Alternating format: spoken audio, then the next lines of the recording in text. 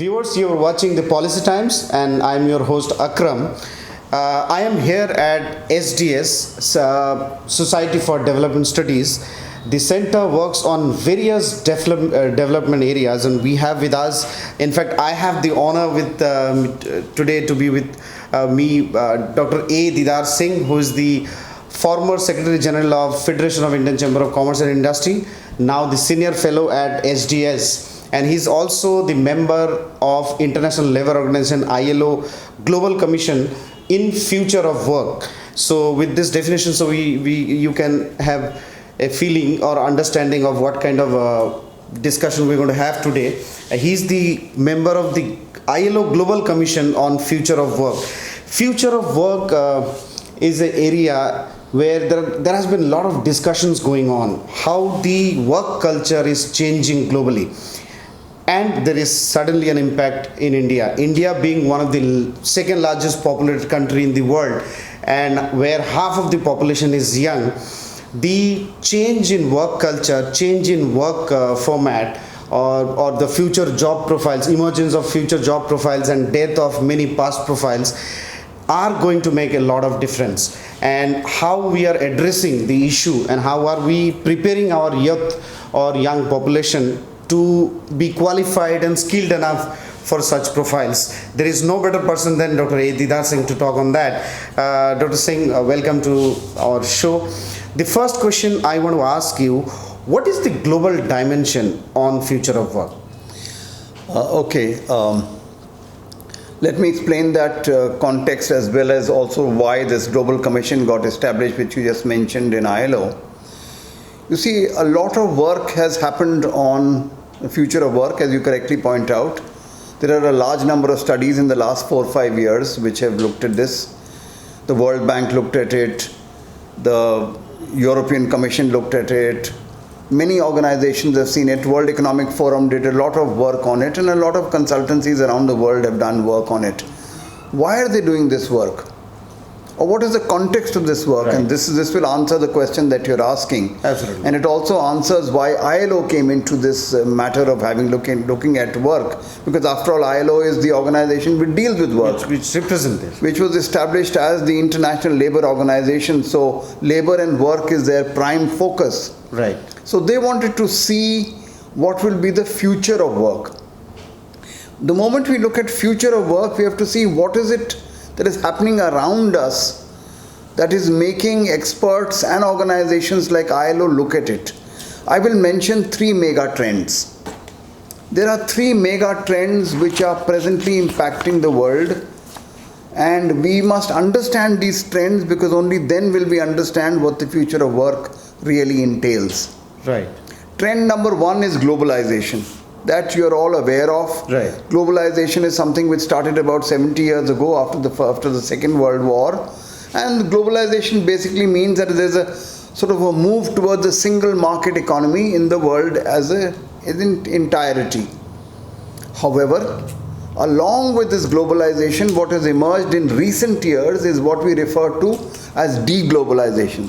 That means a movement against globalization. Right. So there is a lot of nationalism which is developing in several countries, and this nationalism is resulting in protectionism.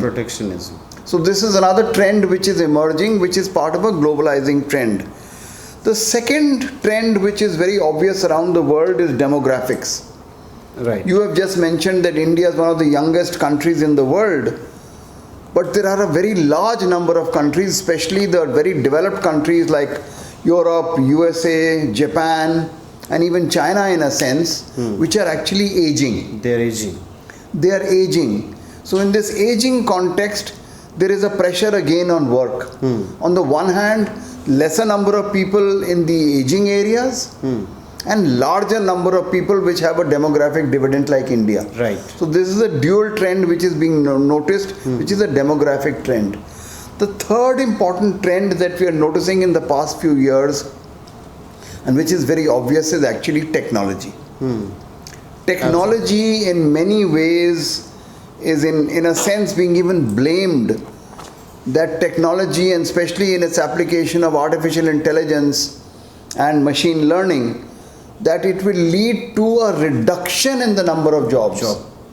In other words, as more and more technology develops, more and more automation happens, there will be a lesser need for people to man those jobs. This is particularly being noticed in the manufacturing areas, where you can do the same amount of work and the same productivity you can produce by applying machines rather than human beings. So this is a serious trend which has basically led to the ILO also addressing this issue to actually see that if this kind of trends continue and this technology develops the way it is developing, how will the world of work handle this new technological innovations, which may very well lead to lesser number of jobs being created. Right. So we understand that the ILO Global Commission made recently and chaired by the Prime Minister of Sweden, and I think we were part of it. What were the main findings of that commission meeting? Okay.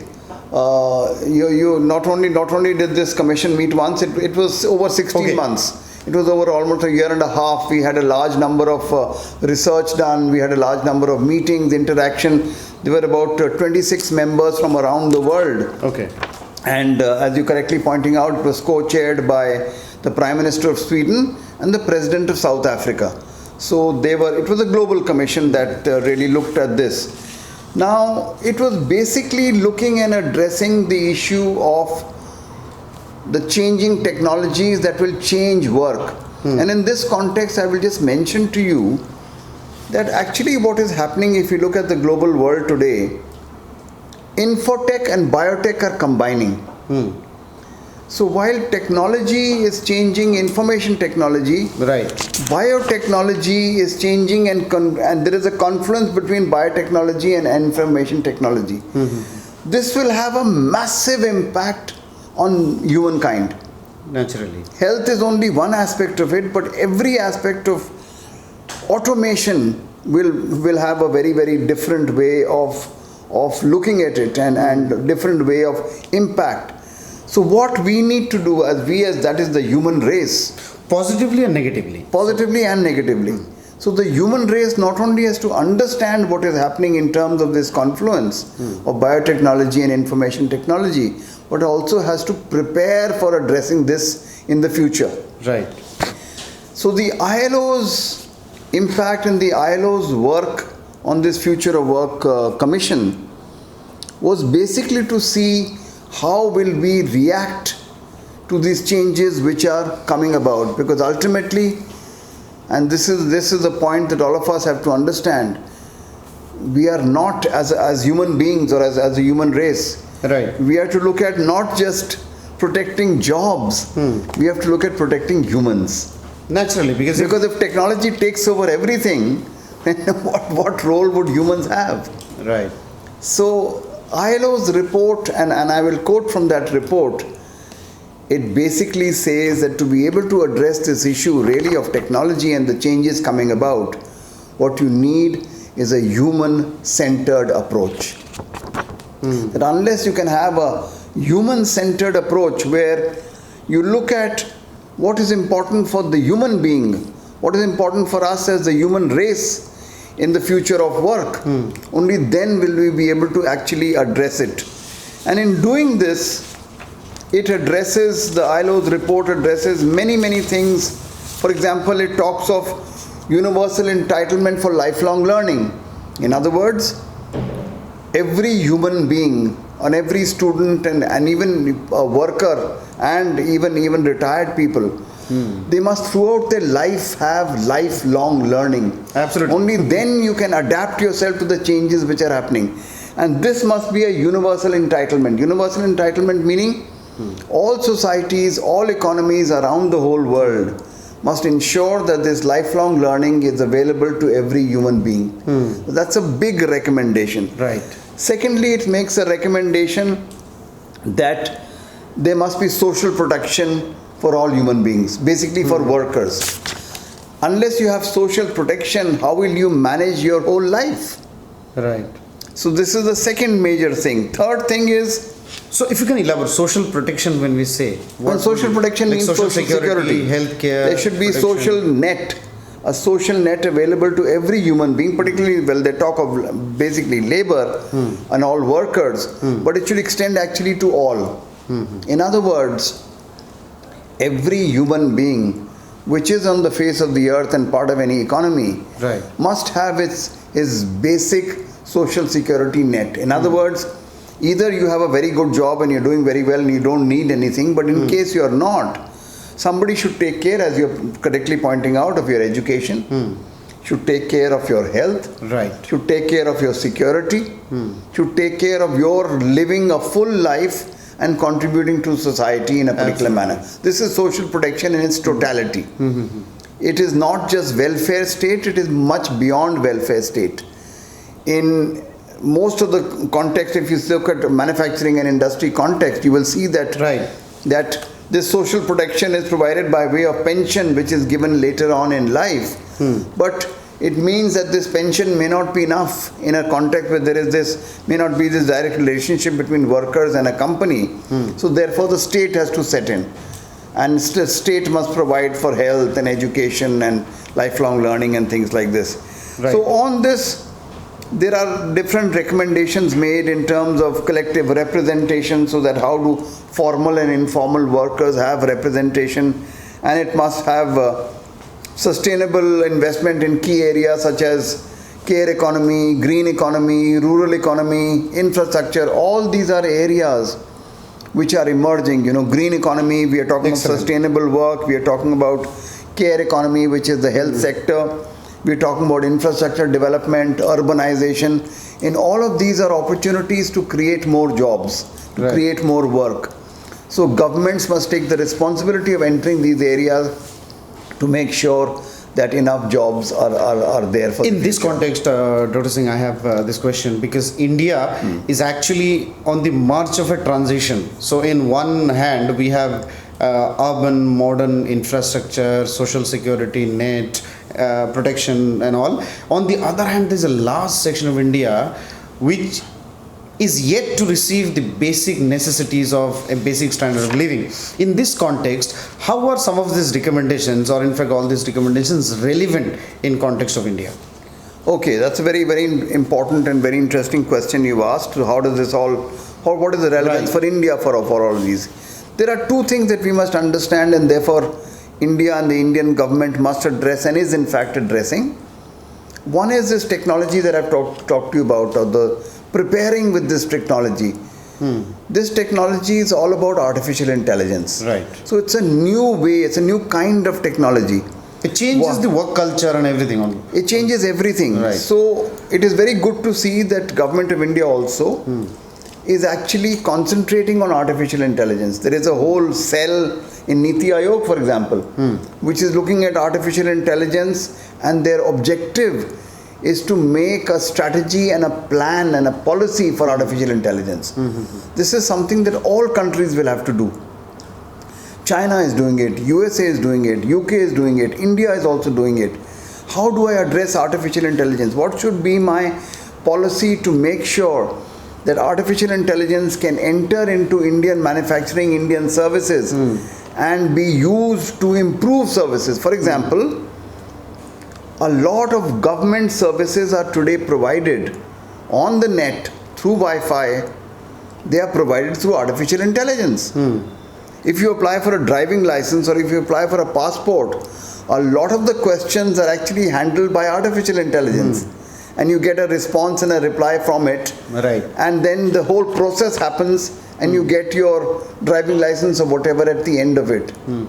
Ayushman Bharat, you register through a website. It's artificial intelligence.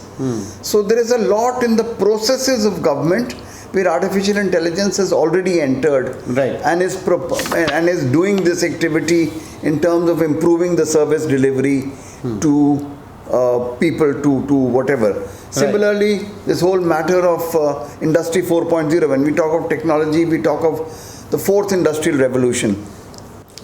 The Department of Industrial Policy and Promotion has set up an entire wing, entire cell to deal with Industry 4.0. Germany has done it, France has done it, UK has done it, USA has done it.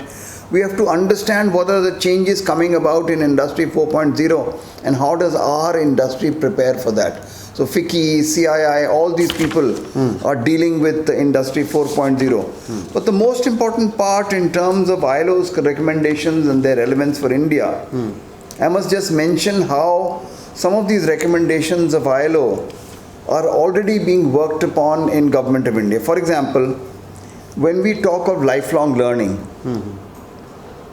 we must also remember that India as a country is the one country in the world which is running the largest skilling program. What is skilling? Skilling is to prepare people for better skills in being able to enter industry, services, With business. the futuristic profiles. With a futuristic profile, because a lot of these skills are changing. Actually, so I must learn these skills. Right. Club this, I wanted to ask, and to conclude, I wanted to ask the last question. Yeah. How is India addressing this issue of future of work? So maybe as I if you can mentioned, conclude so I'm giving you some of these main recommendations of ILO and how they connect with what the work. I mentioned skilling. Right.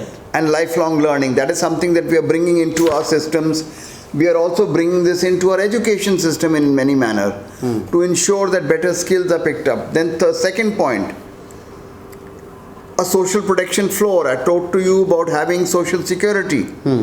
Now, government is already moving towards what is being referred to as universal minimum wage.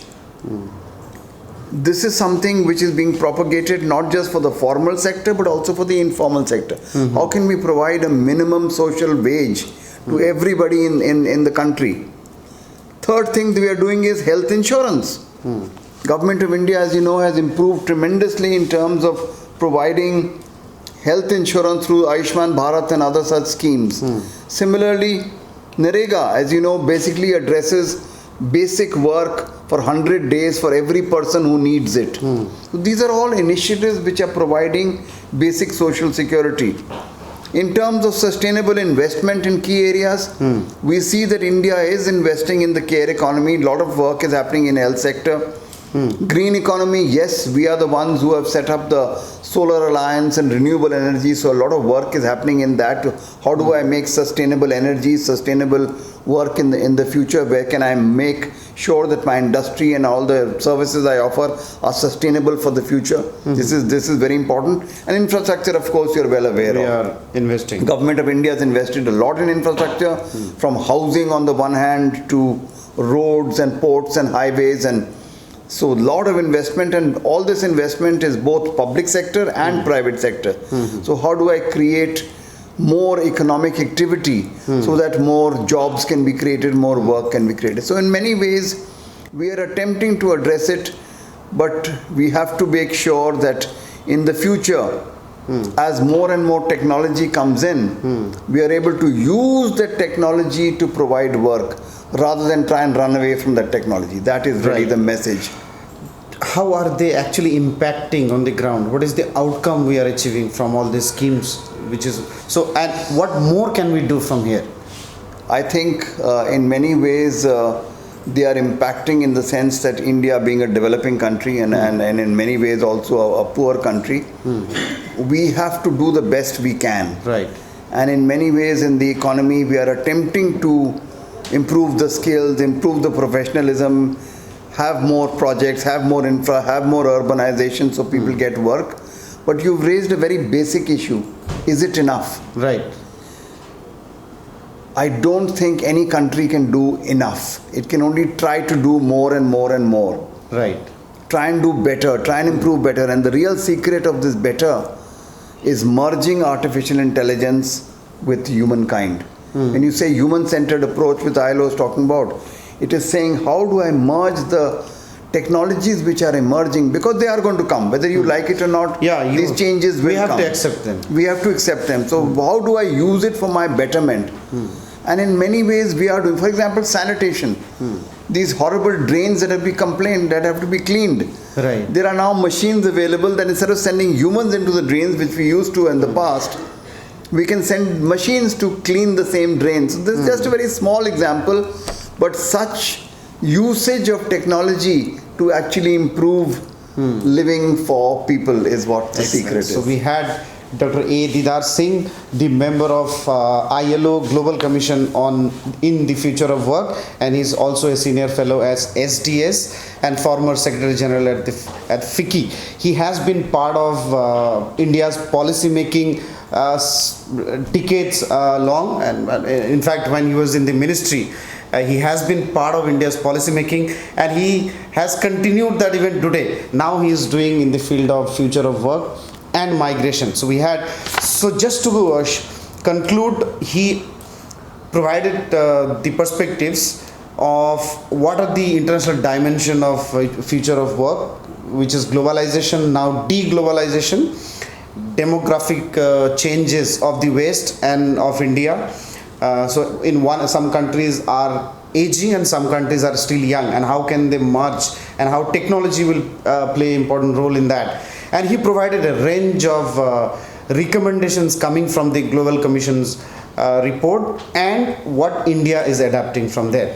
So we will come back with similar discussions with experts from different fields. Thanks, keep watching, and we thank you, Dr. Singh, for being with us, for sharing such important information for our viewers. If you have any comment or any question, you can ask in the comment section. We will come back with the answers in future programs. Thank you. Keep watching the Policy Times.